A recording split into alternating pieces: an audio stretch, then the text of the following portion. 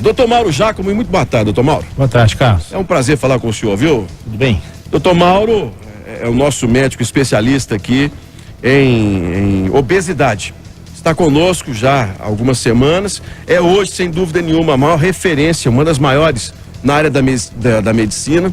Faz parte também da sociedade brasileira, né, doutor? Endoscopia. De endoscopia, é um especialista com doutorado nos Estados Unidos e um homem que tem esclarecido ainda mais que a obesidade no Brasil se tornou um problema, está se tornando algo muito grave. Nós temos algumas perguntas, vamos à primeira pergunta para que o doutor Mauro possa responder aos nossos ouvintes. Vamos lá. Boa tarde, meu nome é Edilaine.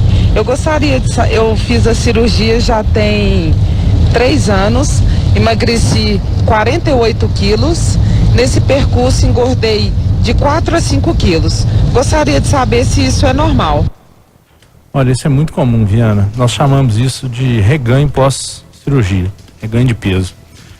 Nesse caso, o médico deve procurar identificar se tem algum problema anatômico na cirurgia que foi realizada, tá certo? Se tiver, isso tem correção, às vezes cirúrgica, às vezes endoscópica, ou se tiver tudo bem com a cirurgia, se tem algum probleminha com o metabolismo ou o comportamento do paciente em relação à dieta, exercícios e mesmo alguma coisa metabólica que está influenciando o reganho de peso, tá certo? Nós temos agora novos casos, não é isso, doutor? Em que a pessoa pode recorrer à cirurgia bariátrica. Quais são? Isso mesmo. Bom, a cirurgia bariátrica ela está indicada para aqueles que têm IMC acima de 40, para qualquer paciente que é refratário. E já existiam casos que quando o IMC encontrava-se entre 35 e 40, ela também estava indicada, como hipertensão, diabetes, colesterol alto, apneia do sono. Bom, o que o CFM fez foi reconhecer o benefício que a cirurgia bariátrica traz para o paciente em outras doenças, tá certo? E liberou a cirurgia também para, vou dar alguns exemplos aqui, para pacientes que têm o IMC entre 35 e 40, por exemplo, para quem tem varizes nas pernas, para quem tem doença hemorroidária, para quem tem refluxo gastroesofagiano, que tem indicação cirúrgica, e também para aqueles que têm infertilidade, disfunção erétil e a depressão com estigmatização social, ou seja, aquelas pessoas que têm depressão por causa da obesidade ou que sofrem algum tipo de bullying por causa dessa situação. Lembrando que nesses casos a pessoa tem que ter comprovado pelo médico assistente que ela tentou o tratamento clínico durante 2 anos, tá certo? Uhum. Então, essas pessoas que apresentam essas doenças, nós temos a expectativa que, acompanhando a decisão do CFM, o SUS e a Agência Nacional de Saúde Suplementar, que regula os convênios, também se adequem a essas novas medidas. Quer dizer, não é só o CFM liberar, é preciso que o SUS, os planos de saúde, também passem a incorporar isso no dia a dia. O CFM ele se baseia em estudo científico, tá certo, Viana? São evidências científicas que não têm como ser refutadas pelo Sistema Único de Saúde e pela Agência Nacional de Saúde Suplementar. E eles têm que entender que dessa maneira eles vão ter, na verdade, um benefício, além para a saúde do paciente. Com certeza eles vão ter um gasto menor com essas comorbidades que no futuro vão acabar evoluindo para deteriorar a saúde do paciente. O paciente vai piorando. Sim. Ou seja, ele não melhora da obesidade, ainda piora daquela outra doença que ele tem. 4h43, mais uma pergunta para o doutor Mauro. Oi, eu me chamo Fabiana. Eu gostaria muito de colocar o balão gástrico. Mas o que eu posso fazer? Porque eu tenho um problema de pulmão sério. E eu não sei, porque eu já fiz todos os exames e fui reprovada. Eu não sei o que eu posso fazer. Obrigada. Bom, pelo que eu entendi, ela tem um problema de pulmão. Pulmão, né? Parece que deve ser um problema respiratório, né? Bom, nesses casos, quando o paciente tem asma grave, por exemplo, ou enfisema, o emagrecimento é muito importante, tá certo, Viana? Então, tanto o balão gástrico quanto a cirurgia bariátrica, quando o IMC está acima de 35, está bem indicado. Então, com essa nova resolução do CFM, então, acho que ela procurando seus direitos e uma equipe boa, responsável, ela vai conseguir, com certeza, o tratamento. A pessoa que fez a cirurgia bariátrica pode usar o balão depois, doutor? Não. Nenhuma pessoa que já se submeteu a alguma cirurgia de obesidade, ela não pode utilizar o balão intragástrico. Se ela tiver tendo reganho de peso, na verdade, ela tem que ela tem que ver qual é o problema e aí o médico identifica qual a melhor estratégia para corrigi-lo. Agora, doutor, é bom a gente deixar bem claro para as pessoas assim que cada uma tem uma indicação, né? Há casos que tem que ser a cirurgia de qualquer maneira, né? Exatamente. E quais são essas situações?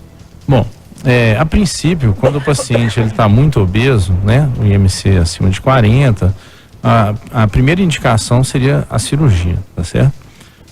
Agora, existem nesses pacientes também um subgrupo de pacientes que não quer se submeter à cirurgia. A cirurgia hoje, ela, com as equipes que nós temos em Belo Horizonte, ela é um procedimento extremamente seguro, muito mais seguro do que quando ela foi criada na década de 80. Mas mesmo assim, alguns pacientes, eles não desejam operar, têm receio. Nesse grupo, nós indicamos o balão intragástrico. Bem, vou passando aqui o telefone do Dr. Mauro, 3384-3771. 3384-3771 nesse caso. Agora, doutor, a pessoa, quando o senhor fala assim, ela tem que fazer o tratamento tradicional de tentar emagrecer, o que é isso? A pessoa não pode optar pelo balão, por exemplo, antes de buscar uma outra forma de emagrecimento? Olha, isso é muito importante selecionar, Viana, o paciente que a gente chama refratariedade, tá certo? Então, o que as diretrizes nos colocam é que o paciente ele tem que tentar esse emagrecimento, ou seja, dieta, acompanhamento médico, exercício físico, por pelo menos 1 a 2 anos, tá certo? E para esses casos entre 35 e 40 de IMC, para a cirurgia, isso torna-se obrigatório uma constatação pelo médico assistente que o paciente ele já faz o segmento há 2 anos, tentando emagrecimento de outras maneiras. Agora, doutor, por que a pessoa não emagrece?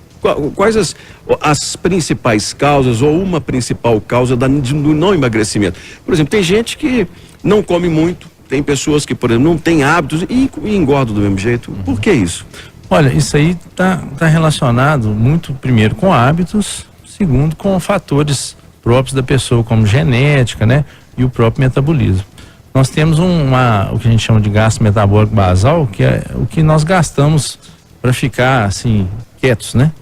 Então tem aquelas pessoas que, lá na roça, eles falavam que a pessoa é magro de ruim, né? Ou seja, come demais e não engorda, né? Não engorda. Essa pessoa tem um gasto metabólico basal alto, ou seja, ela não faz nada, come para danar e permanece magro. Enquanto tem outras pessoas que têm um metabolismo muito lento, devagar. Isso tem a ver com a genética, com várias coisas, entre elas a tireoide, né? Suprarrenal, os hormônios femininos, masculinos. Então, salientar que cada pessoa é uma pessoa, tem que ser avaliada pelo seu médico e ver qual que é a melhor solução. Nesse caso do balão, quais são os prazos que a pessoa fica usando um balão gástrico, doutor? Olha, existem balões que podem ser utilizados por 6 meses e balões que podem ser utilizados por 1 ano, tá certo?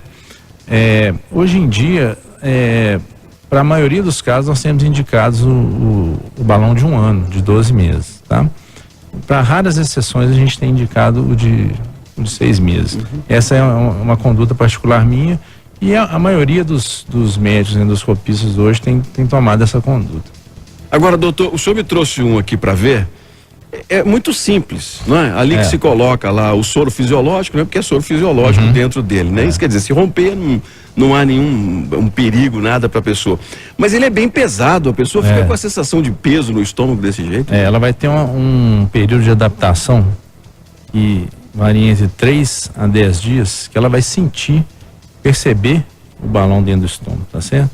Nesse período ela pode ter um pouco de enjoo, né? Então, mas passado esses 10 dias, a pessoa praticamente já não percebe aquele peso, acostuma, né? Ali dentro do abdômen ele não vai fazer uma diferença, a pessoa realmente só vai se sentir saciada. Agora, no caso da pessoa que tem, por exemplo, uma pressão alta, né, dessas crônicas muito forte, que tem que emagrecer e coloca o balão, quanto tempo ela começa a perceber melhora na saúde dela? Viana, é muito rápido. A fase inicial, tanto da cirurgia quanto do balão, é a fase que o paciente mais perde massa, tá certo? Então, muitas vezes a pessoa, em 1 mês, ela tem uma perda ponderal, assim, de 10 quilos, por exemplo, tá certo? Quem tem um IMC grande, né? Emagrece rapidamente. E esses 10 quilos muitas vezes são suficientes para suspender medicação Quer dizer, antipertensiva ou contra diabetes. O organismo já começa a trabalhar mais leve, mais tranquilo, a pessoa já começa a se livrar dos remédios. Exatamente. Agora, e a mesma coisa com a diabetes, doutor? Mesma coisa.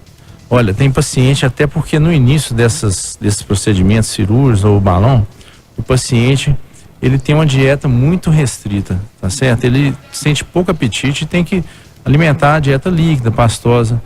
E se ela tomar medicamento para diabetes, a maioria das vezes ela pode ter hipoglicemia, que a glicose fica abaixo do normal com o emagrecimento.